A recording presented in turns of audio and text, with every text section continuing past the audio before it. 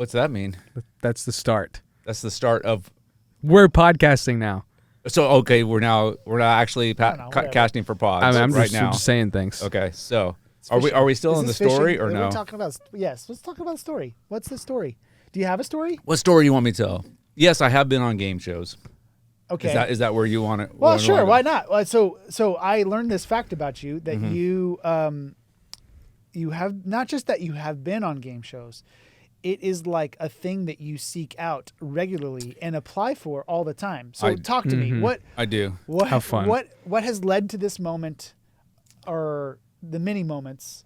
Yeah. And yeah. I can't really tell you what led to it, but I do. You know how you have like this sense of calling in your life? Right? Okay. Yeah, Yes. There was a weird sense of calling. Well, not the only sense of calling, but there's this early on. I'm not sure why. Actually, I think I know that the trigger was there was a guy that my dad worked for who was a pastor. My dad worked in a church. He was a pastor who got on a game show years and years and years and years ago. So he got on a game show, and I saw him on that game show. The pastor. The pastor. Your dad's I'm like, friend. my dad's friend. I'm like, It can wow, be that done. was so cool. Yeah. And then I just love games. So my bachelor's degree is recreation therapy. Yeah. So like Is that connected to game shows though? It's games. It's games. Oh, it is. So I played games for a living in a psychiatric hospital. And so I used it as therapy. So like you can tell a lot about somebody. Is this when like they a play Patch Adams type of situation? Yes, exactly. Yes, know just what like Patch that. Adams is. No one probably does, but I do. That's all that Yeah. matters. No. So anyway, so then as a recreation therapist, I led a game show called Bingo Ring at the hospital. So I worked at a hospital. I worked on a floor. It was a psychiatric hospital, but as a rec therapist, I did this game show called Bingo Ring across the whole. So we had all of the candy stripers, all the volunteers go pass out bingo cards to everybody who was inpatient at the hospital. Okay. Right? And then we had similar to this studio, very similar to this studio. We had a closed circuit TV station that fed into all of the rooms. And so at 1 o'clock, I would come on, welcome to Bingo Ring. And then I start calling the numbers with a little joke, B for blah, blah, blah. Hooked. And then they would call from their room and say, we go, Bingo Ring. And they're like, I got bingo. And we'd read the numbers back. Then we'd take the camera, we went to the gift store and got a bunch of stuff. And we'd pan to the gifts. And then at the end of the show, I'd take the gifts down to all of the people who won them in their rooms. And then people would see you like, oh, that's the guy on TV. Anyway, so it fit a niche. So then I started applying for game shows. Okay. So like Deal or No Deal, I was not on the show, but I was in there. You were the guy that applied. Well, behind the scenes, they can't just. You weren't the guy that was like saying Deal or No. No, I was not. That was Howie. Howie? But I look a lot like him. No. Yes. I was talking about the like shadowy figure. The banker. The banker. No. Yeah. No. It's like, if so, where do you get all this money? No. So I started applying for games. So like behind the scenes, there's like 3 different lawyers behind the scenes. There's a contestant lawyer, there's a independent lawyer, and there's a game show lawyer that protect everybody. Since there was cheating in a game show years ago, the $60,000 question or something like that. Yeah. Right. So there was cheating that happened. So now there's all this stuff to protect us. So like on Deal or No Deal, I got in the pool of contestants, but I never got drawn by the lawyers. Oh, gotcha. So, but then I was on 3. I got drawn by the lawyers to be on 3 different game shows. One was called Balderdash. Have you ever played the game Balderdash? Yep. Right. So there was 3 comedians. It was on PAX TV. There was 3 comedians. They made up stories. You had to pick which one was true. And so I won. Okay. And then I went to the big Balderdash Bonanza, and I won the grand Is that prize. what it was called? No, I think I remember what it was called. I love that. It might have been. That's the first thing that came to your mind. It might have been called the that. alliteration there was like on point. So I was curious. They might have called it that. But I won the grand prize, which is a 5-night stay at a resort and spa in Red Mountains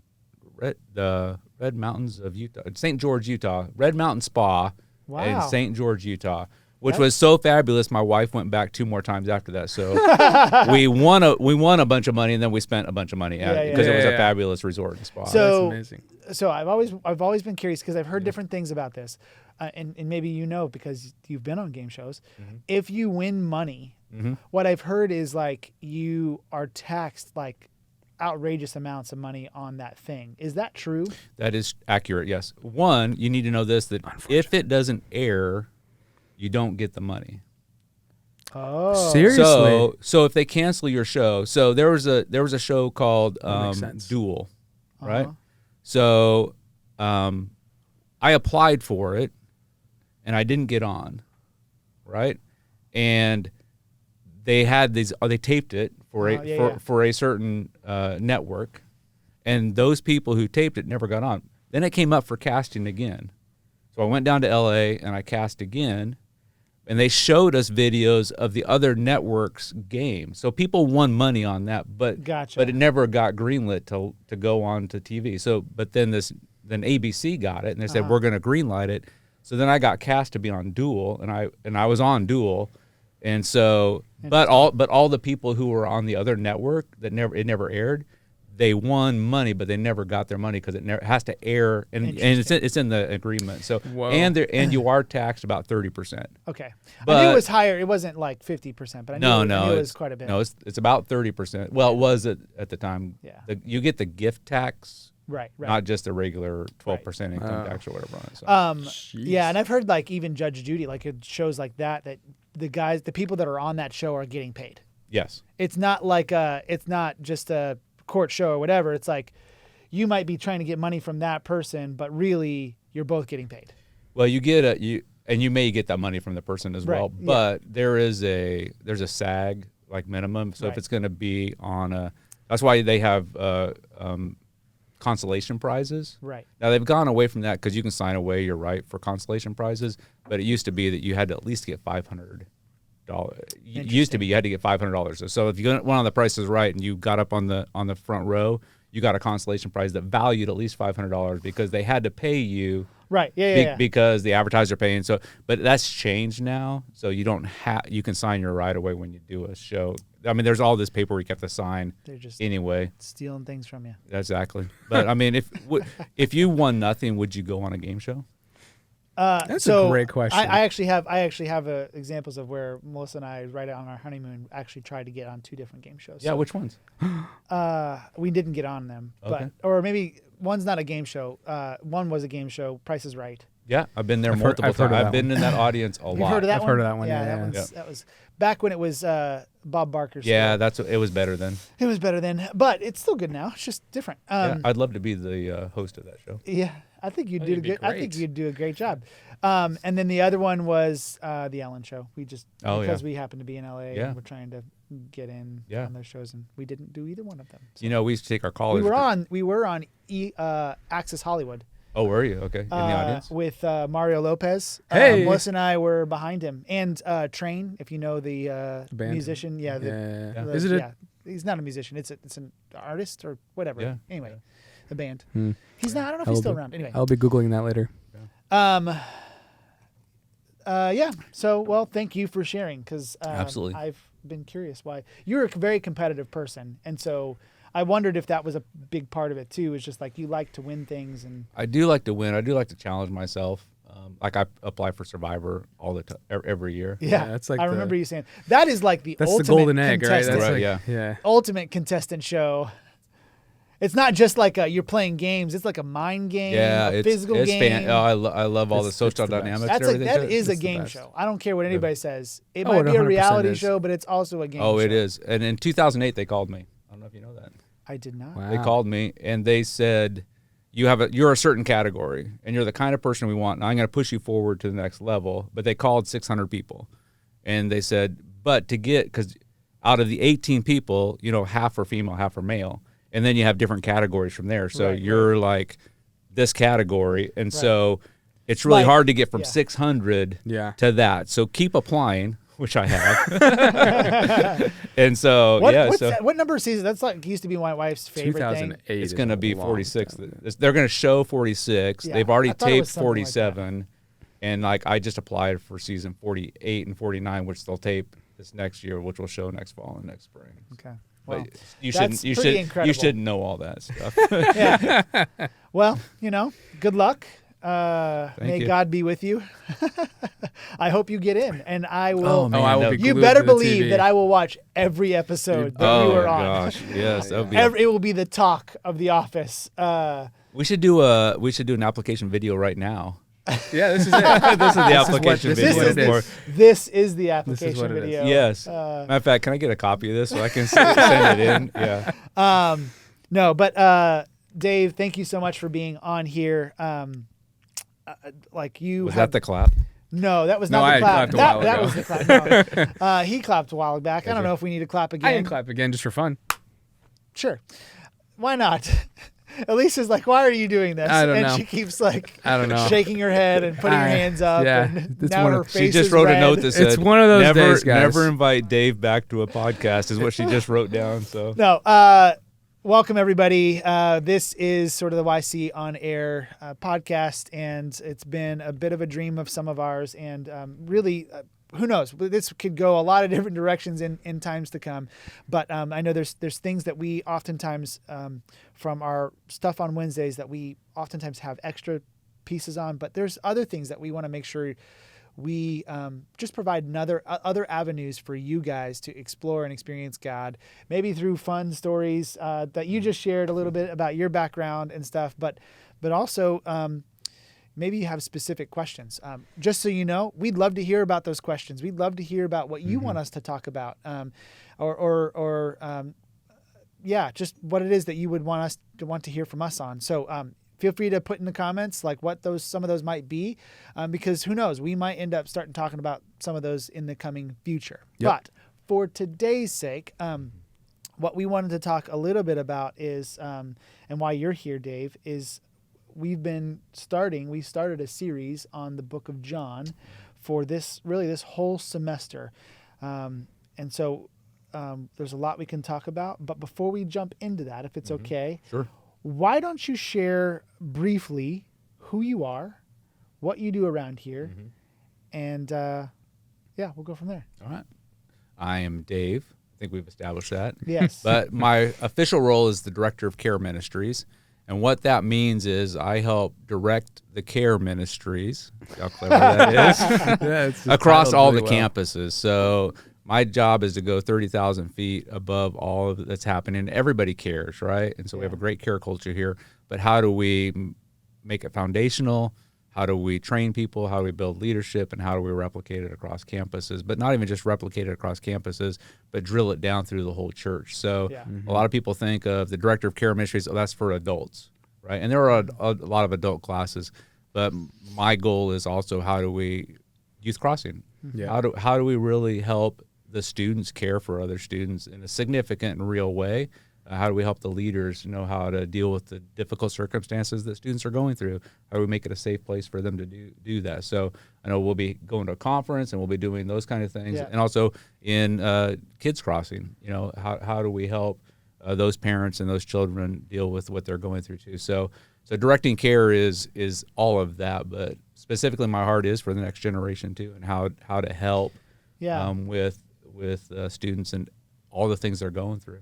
Well, and I think, one thing that I know a little bit about even just your background is you were in youth ministry for a long time. Obviously, hearing even just some of the education stuff that you were talking about a little while ago, there's a lot that we don't know.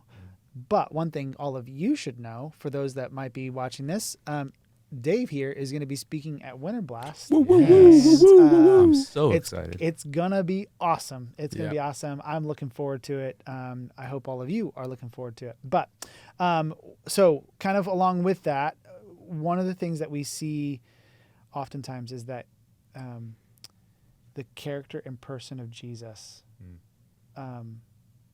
like we'll drop into a moment in the Gospels where it says Jesus cared. Like Jesus took compassion on the crowd or something like that, right? And so I think even just hearing your passion and some of what you're trying to help lead and guide, I know I'm personally affected and appreciate some of the leadership you're bringing into that realm of things, partly because that is in part the character that Jesus exhibits and what we're called to do.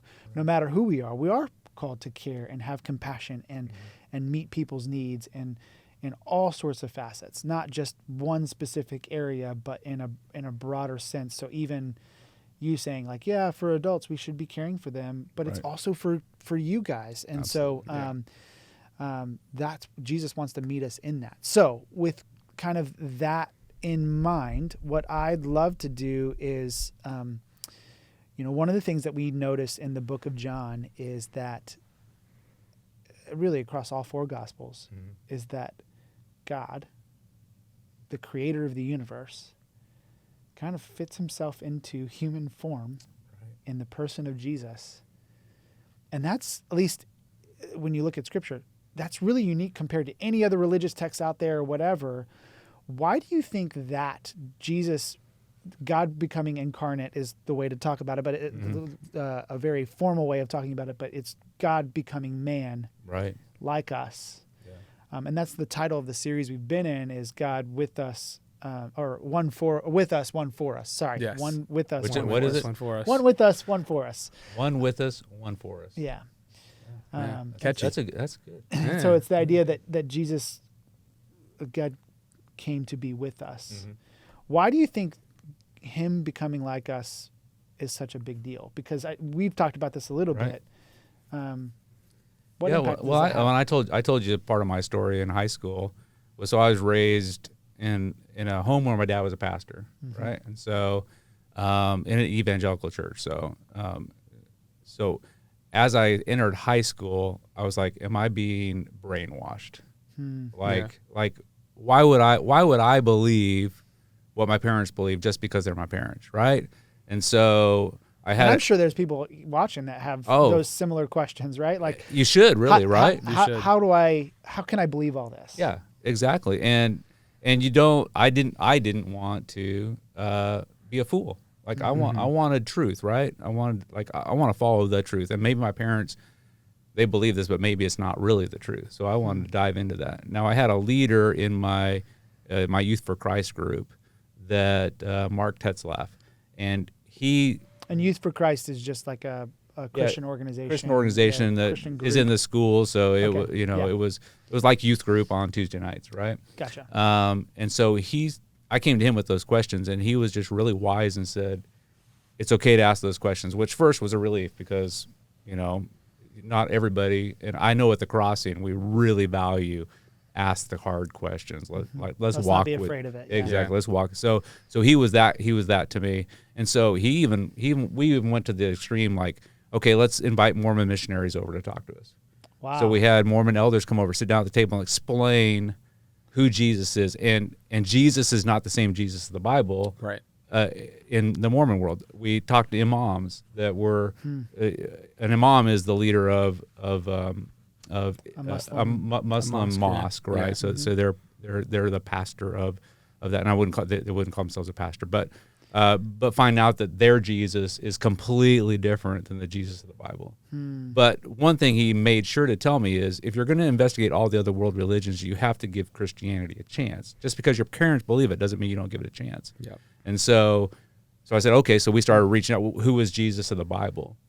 And what I was told by all the other ones is it's just a mountain, God's on top, and you work your way around. But Christianity doesn't say that.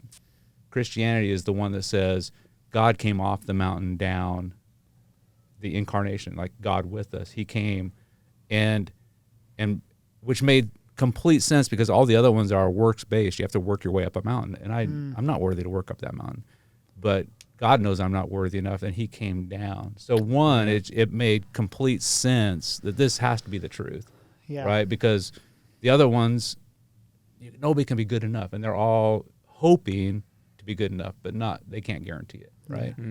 Even Buddha said, I'm not really everything I talk about.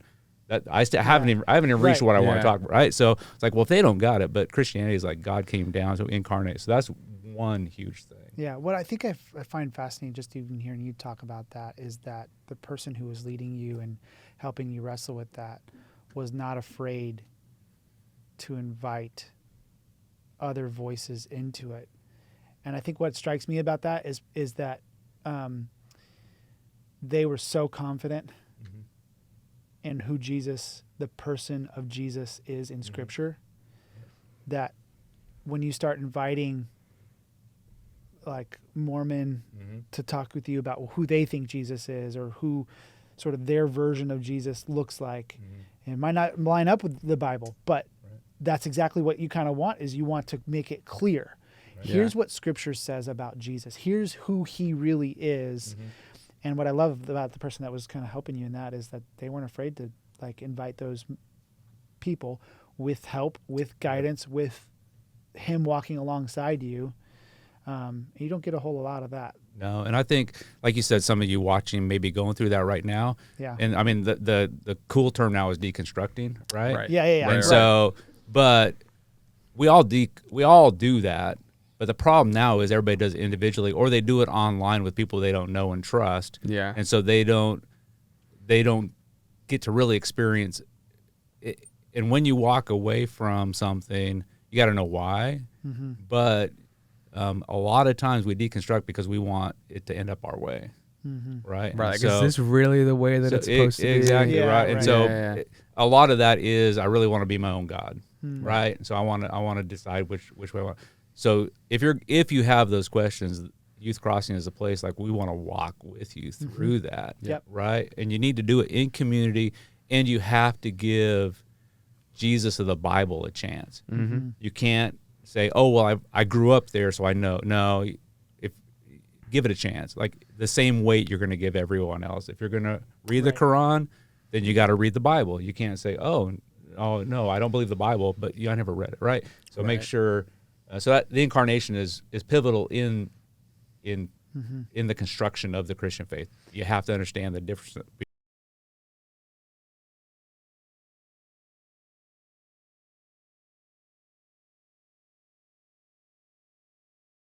Too, like where you've experienced it, but for me it was always just that aspect of like I can now relate to God, because when I was wrestling with who Jesus is, or who God is for that matter, when I finally realized who Jesus is, I realized, oh, I have a God. There is a God who knows this life that I live, who has experienced it in all of its facets, and can relate to what I feel in this world and what I experience, maybe even more so in some senses. And so I love that. In fact, when you do look at him in Scripture, what we oftentimes see is when people meet Jesus, they're not the same. Everything changes. Yep. What I'd love to hear from you in a little bit is like, is there a favorite moment that you see in John, or really any of the moments where people encounter Jesus in the Gospels that you love, or is there a story in your life where you, like, if you want to share even a moment where you met Jesus and how that changed things? Because that's part of what happens, what we see time and time again, and what I even experienced and what you've experienced is that when we meet Jesus, like, he changes our life. For his glory, for his kingdom, for the better. So right, yeah. I think I'm kind of drawn to just right now to like when Jesus shows up on the scene in the book in John, like chapter 3, and John was the rock star, right. So he was John the Baptist. John the Baptist. Well, that's how we refer to him. Yeah, John the Baptist. He was a rabbi. He was baptizing people out, and people were coming to him. Even Jesus came to him to be baptized, right? Right. And then as Jesus is starting his ministry, John's disciples come to him and say, "Hey, Jesus is over there, and he's taking people away from us." This is where John has a realization, and the teachable moment that says, Jesus must increase and I must decrease. Yeah. And that humble attitude is like where change starts. Yeah. And so, I mean, there could have been a battle there between Jesus and John the Baptist, right? Yeah. And he could have said, "No, I'm going to try to keep my followers, my popularity and all those things." But he didn't, because he realized who Jesus was. His life changed, even to the point where he's later on beheaded. Yeah, right? he gives his life Yep. for the sake of like who Jesus is. Yeah. And that's true life change. Yeah. In when you in that world, you got it all, really. And his disciples are encouraging. His friends are like, no, we need, and he had, Jesus must increase, we must decrease. Mm-hmm. And so that's where like belief starts. You can't follow Jesus without that one realization. And so that happened in my life. Like there was a point where I'm like, one, my parents can't get me in. All the other world religions are not the same. And Christianity is true, and Jesus is who he says he is. So I have to humble myself and say, okay, God, whatever you want, you must increase in my life, and I got to decrease. And that's where life changed. And even today, like, okay, this whatever coming at me, there's a humbleness that has to take place. Yeah. Pride will get you every time, right? Well, and I think that's one of the things, that specific verse, which is John 3:30, where it's John saying, I must decrease and he must increase, or he must increase, I must decrease, the other way around. That one has always been a key one in my life, in part because I remember years ago when I was talking to my one of my parents who doesn't believe in Jesus, believes in God, but doesn't really believe in Jesus. And we've had long conversations. And one of the things that they point to specifically is the idea that God became flesh. Mm-hmm. And they have a hard time with that aspect of things, because their statement in some ways is like, yeah, but like, you're telling me that if the God of the universe squeezes into man, he's limiting himself. Why would he do that? And my statement has always been, because I've experienced it, is like, no, I actually think that shows the power of God. Mm-hmm. Why? Because, again, going back to what we were saying earlier, he relates to us. He knows what it's like to be made fun of. He knows what it's like to feel pain, to be exhausted. Mm-hmm. He knows what it's like to experience joy and happiness in all its forms. And that's always been something that I personally have been drawn to in that. So even just hearing you talk about with John, that idea of humility, being willing to like lay it all out and say, right, hey, you guys follow me. You think of me as great? Mm-hmm. Wait till you meet Jesus, because he is far greater than I could ever be. Yep. And so as much as great as you think of me, think of him much more. Yeah. Go ahead. I do want to pose a question though, because like that verse specifically is such a popular thing. Like he must increase, I must decrease. But as like you're reading the Bible with someone who's like kind of has known the scripture but doesn't really look at the words and what they actually mean. Like you read that verse and you're reading it with somebody. Like how do you actually explain in practical ways, what does that mean? Like what does it mean? He must increase, I must decrease. Like, do I need to value myself less, and I value him over myself, or do I have to start doing things that, are for him only, and then stop doing things for myself? Like, what would be like those practical things that we could tell someone? Mm-hmm. Yeah, that's a good question. So, it's who do you put on your throne, right? Yeah. So, yes, you need to meet your needs, right? But the focus of all those needs come through Jesus. So I go to like John 10:10, like the thief comes to steal, kill, and destroy, but he came to give us life and life abundant. So a lot of times in that question, there's this hint of, I don't get my stuff. Yeah. Like if he must increase and I must decrease, then I don't get my stuff. But you go to John 10:10 and you see that really decreasing means not letting the enemy steal my joy, kill my potential, destroy my relationships. So following Jesus gives us actual life and life abundantly.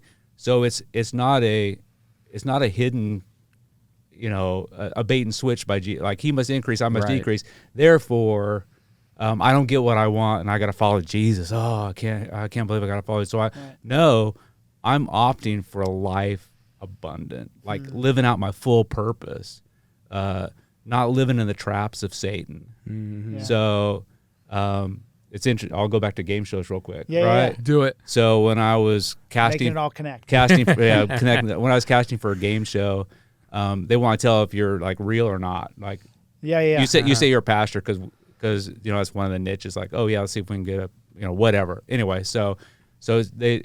in the interview process with the producers, I'm really far down the road but they want to really test me to see if I'm really a pastor, right? Or you really, how are you going to act on this game show, right?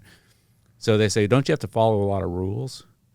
And I'm like, well, I mean, you call them rules, but I mean, do you want a plumber who lies to you, right? I don't want a plumber who lies to me, right? I don't want a friend who lies to me, right? So you call not lying a rule, but it's better relationally that I don't lie to you, right? You know, I mean, and so we kind of went through these rules, and at the end of that, they're like, hey, I mean, would you pray for us? And so at the end of that casting thing, I got to spend a bunch of time in prayer with the casting producers, because we kind of talked about relationship versus legalism, right? And so in your question, like, he must increase, I must decrease, it is not a bait and switch or a 50-50, like, oh, I got to give up 50% of my life. No, I give my whole life. I get my whole life back. It's 100%.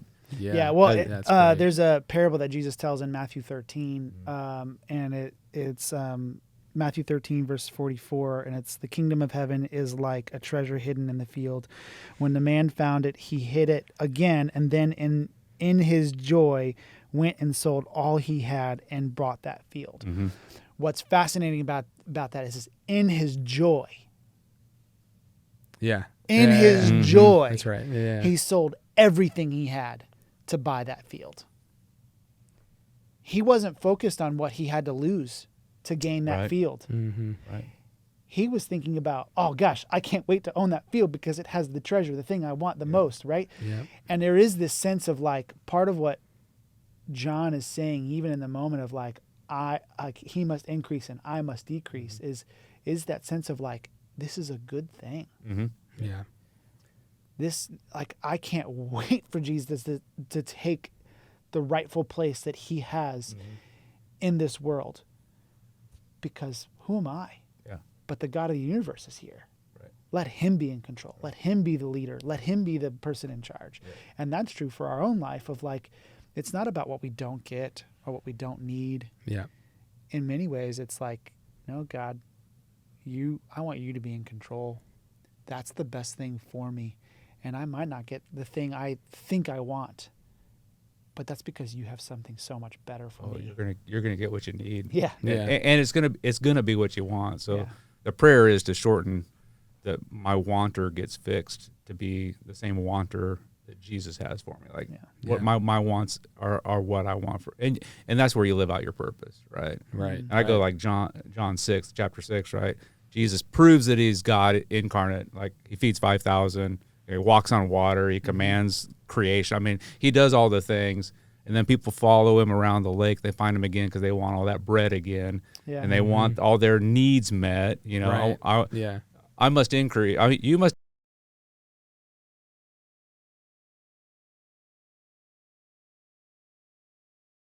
He's still not here. He didn't open a food kitchen, right? Like, he wasn't just, if he was here just to feed us, he'd have a food kitchen. If he's here just to heal us, he'd be in a hospital and we'd just go over there and get healed, right? But that was not his need. Our need is deeper than that. Our sin condition is an eternal thing, right?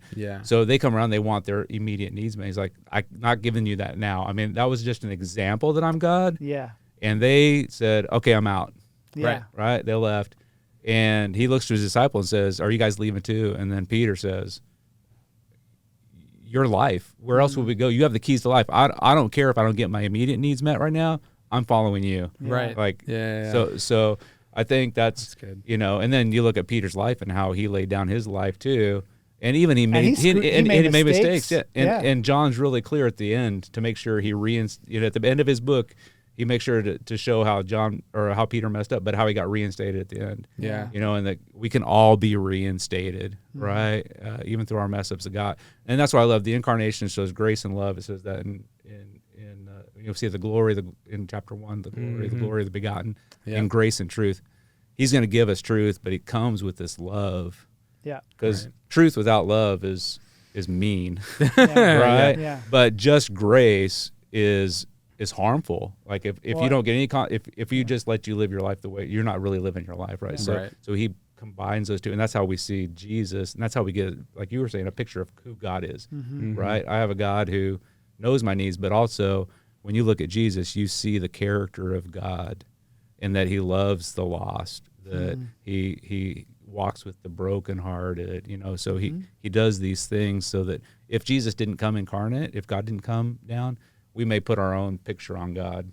Right, yeah. That would be false because we don't have a physical representation, and we do. Yeah, well, and some of that came to life for me, and I mentioned this to you the other day or whatever, but the idea of I went to Turkey and walked into like a Greco-Roman temple, and it's 3 stories, colonnaded, so lots of columns or whatever, and on the 3rd story there's these depictions of the gods. And almost what this temple is trying to communicate is the gods are above you. Mm-hmm. They're bigger than you. They're greater than you. You can't even imagine their power. Mm-hmm. And what I love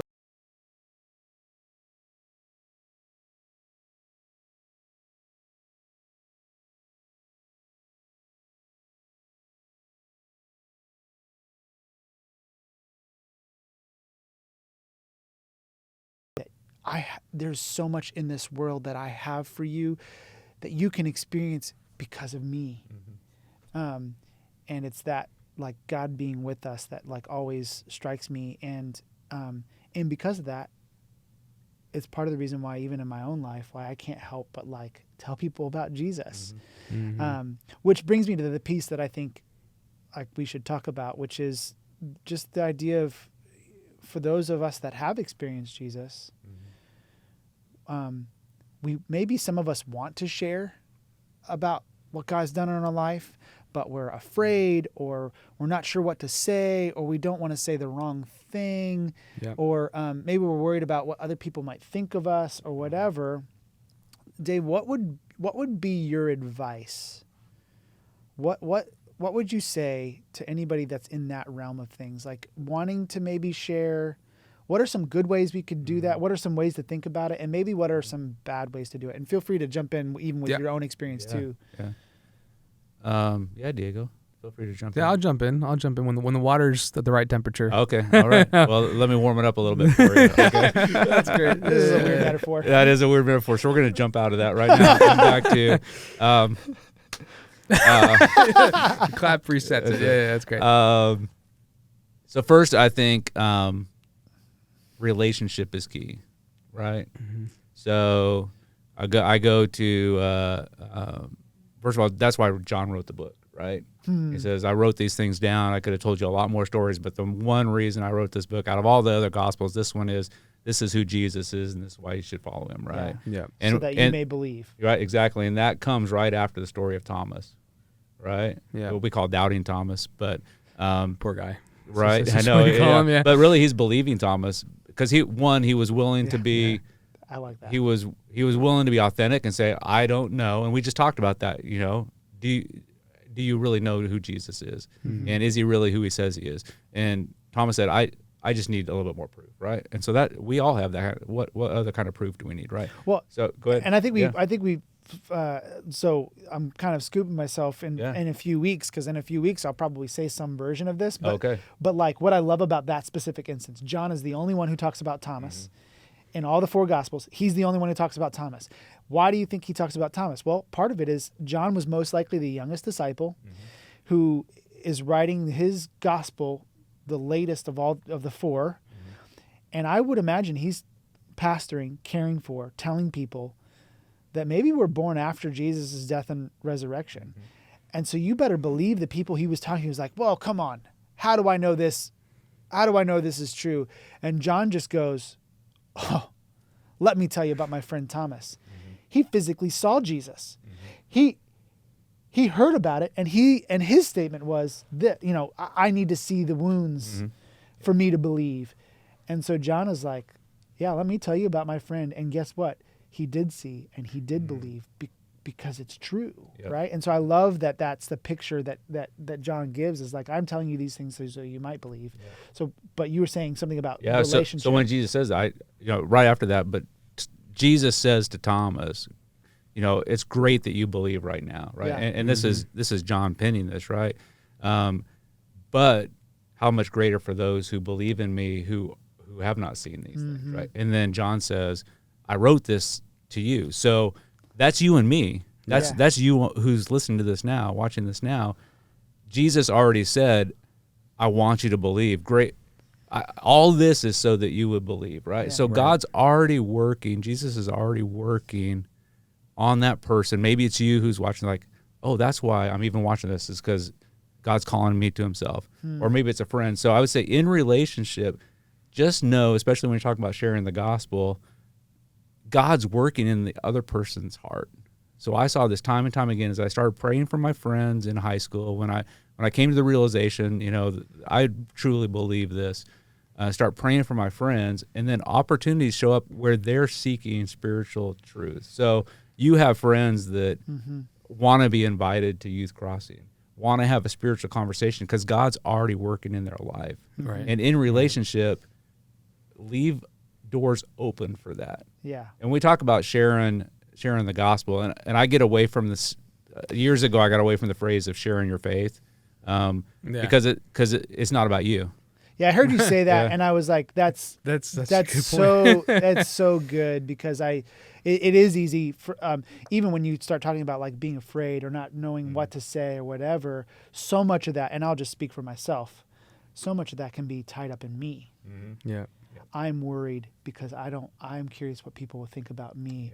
I want people to think that I have it figured out. I want people to think whatever. But part of what you're saying is maybe that's not the right phrase, because part of what you're doing is you're talking about Jesus. Exactly. This is about Jesus, not about you, not about your words, not about but what he has and what he has for your friends, or what they might experience with Jesus. Exactly. So but you got to know the gospel. Yeah. Years ago, I worked for an organization that had 12,000 students attended every summer, 70 different locations, blah, blah, blah.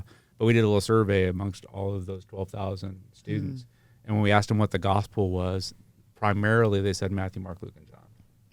Okay. They didn't know that the gospel, or when they said the gospel, Jesus died on the cross and I give my life to him. They didn't know that it starts in creation. You're created in the image of God. That there's a brokenness between the original creation, and so they don't understand and then we try to fill that brokenness with a lot of things, but only Jesus coming incarnate, dying on the cross, raising from the dead, which is a lot of times people leave that out. That is pivotal, right? Yeah. And then the reorientation of our life, living out our full purpose, and then having that really glorified in the next life, in eternity. The full gospel is what you need to understand, right? And knowing that helps you, like, give you confidence, that God's already at work. But then, talking about sharing the gospel is, do you know the gospel? And then are you leaving doors open? And we're asking you to talk to people you care about.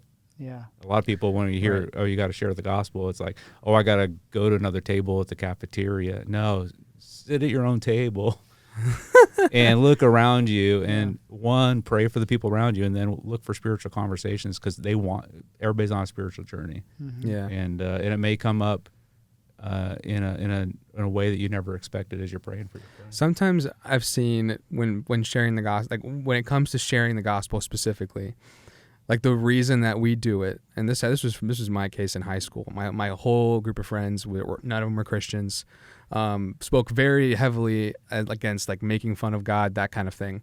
And I would feel guilty just hanging out with them, like just even having normal conversations and things. And sometimes that urge to share the gospel comes from, and this might not be the right thing, but it comes from a place of guilt, like I feel like some people want to share it out of like, I want to share it so that I can hang out with you and not feel like I'm turning my back on God, or I'm turning my back on other Christians or on church or whatever. And so like for those who struggle with that, like who are sharing the gospel out of, it might even be more of a selfish reason, like I want it so that we can hang out together and I'm okay, and oftentimes, when I was in high school, I did not have the capability to keep up with my own faith, let alone somebody else's. So if I shared it, it would just be like okay, I told you.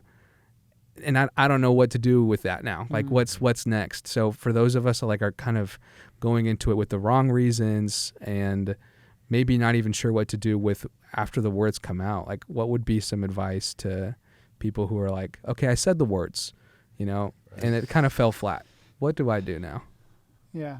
So I have one thought. Yeah. If there's any part of anyone who feels guilty because they haven't shared, let me be the first to tell you that's not from God. Yeah.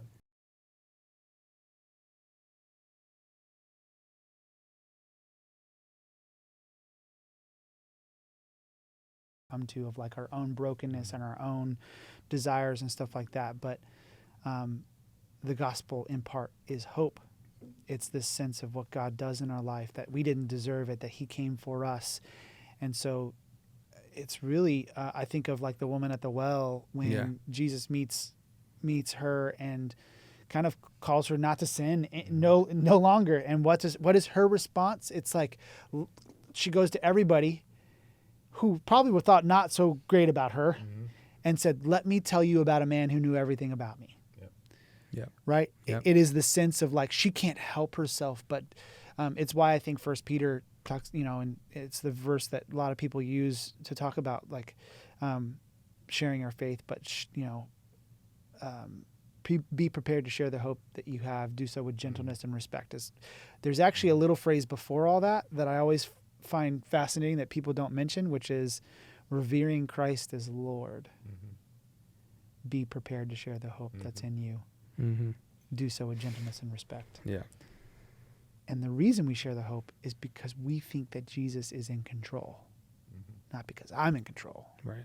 But because he is. Right. Anyway, so I think the first thing I would say to anybody that feels like, oh man, I really should have shared my faith, whatever. One, yeah, it's okay. Like maybe you should have, but if you're feeling shame or guilt, all I'd say is that's never God's hope or intent.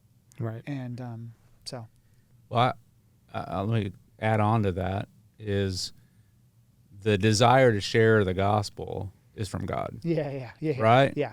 So whether you feel guilty or not, right? Or you're doing it for, so that means the Spirit lives in you. Yeah. Right? Because if the Spirit's not in you, there's no way you're turning a conversation towards the gospel, right? So in our journey, we're gonna grow in maturity in our journey, right? And so, as soon as I gave my life to Jesus, didn't mean I was a mature Christian, right? Yeah. So motivations, all those kind of things. You kind of my goal is that the gap between who I am and who I'm supposed to be is really when I cross the line from here to there, like I don't have to do a lot of learning. Like the learning curve is low. That's my goal. Yeah. It's going to be a big learning curve, but my goal is to mature in my faith so that like I at least know what I'm walking into, right? Yeah. But in that, Jesus, I'm slipping on the reference, but one of his disciples says, "Hey, there's all these other people preaching, but they have the wrong motivations." And Jesus tells them,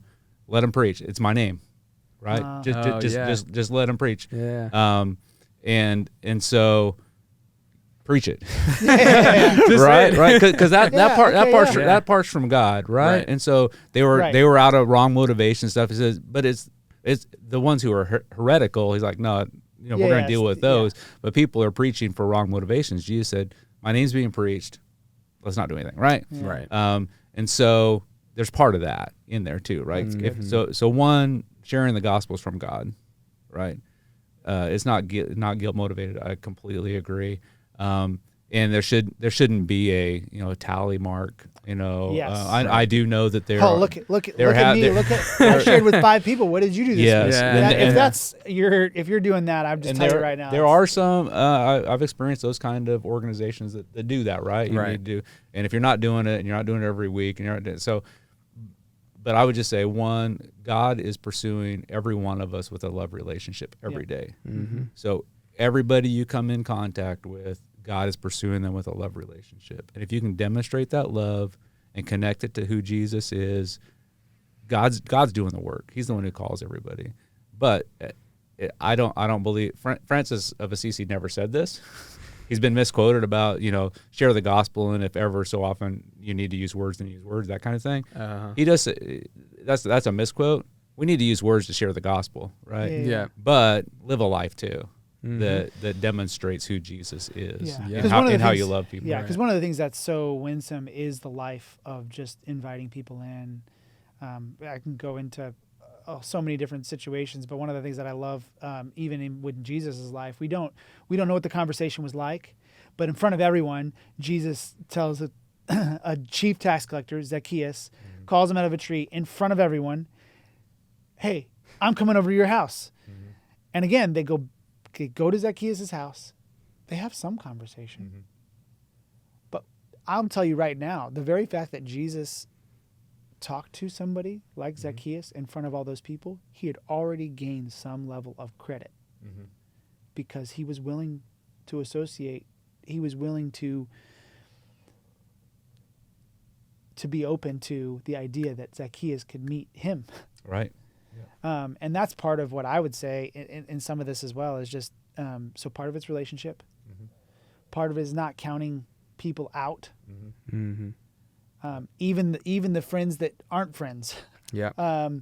You know, the people that you do see or sit next to in class or whatever, it's all about relationship, and how you treat people is a big part of it, but what you say, you know, and some of that's how you treat them and what, right? Because what you say is part of how you treat them, can be, at least it can be. And so I love that what you said early on was just, it starts with a relationship. It starts with in relationship.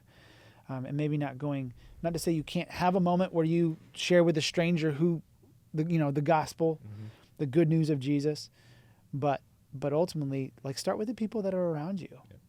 Who are those people that need to hear? Don't feel guilty. Right. But if you have that urge, gosh, start somewhere. Yeah. And you'll probably muddle through it. Yep. We all do when we first are trying to figure that out. But know this, that Jesus experiences the life that you have, knows what you're going through, cares about it, wants to change your life, wants to meet you where you are, and more than all that, he wants to impact all the people you know. So we should probably wrap this thing up. Yep. I would just make sure it starts with prayer. In that relationship, in that relationship, your prayer. If we didn't end on that, I don't know. You know what I'm saying? But I mean, you need literally start praying for, literally, not figuratively, right? Literally start praying for those people that you have a burden for, and it's God at work, and you will see doors start to open up, and you'll be confident in that too. So, Right. So it'll build the confidence in you too as you pray for somebody, and you'll be able to see when the right opportunity is, and then it doesn't become a chore. Right, exactly. Guilt motivated. It just becomes a normal desire to just go out. You care about your friends. You want them to have abundant life, right?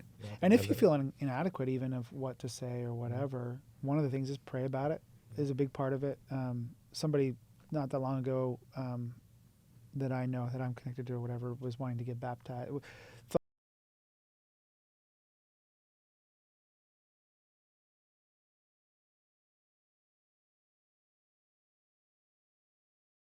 Well, do you know who Jesus is? Do you know what he's done for you? Do you know how God has created you to be? Do you know that you missed that mark? Well, Jesus meets the brokenness, your brokenness, and fulfills all the, makes a way, makes a path to him. Do you know all that? Yeah. That he died for you, that he made a way for you? Well, yeah. Then you know enough. And you walk in a community with YouthCrossing. That you Thanks for that plug. That's right. Like I did in my high school years, I had a loving leader who knew a lot more than me. Yeah. Right. And so you have loving leaders here that know some of those answers. So don't make up an answer. Please do not make up an answer. Do not use platitudes and use a verse out of context. Right. But go to one of your small group leaders. And I know you guys at any time you'd want to talk. And don't just say, my friend got a question. Can you answer his question, or her question? Hey, we both have a question. Yeah. Let's do it in community and do it in a way that honors God but honors each other. That's great.